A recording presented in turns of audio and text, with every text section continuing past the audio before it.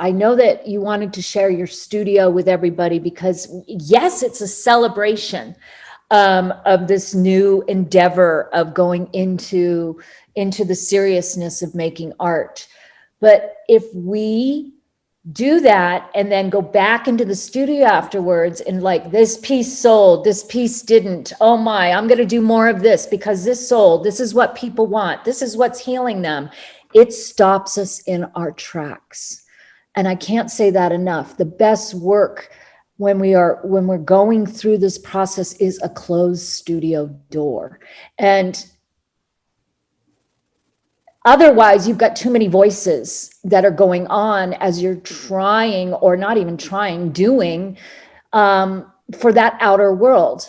It is going to come from the transformation of the inner reflection outward, and then an audience gets developed.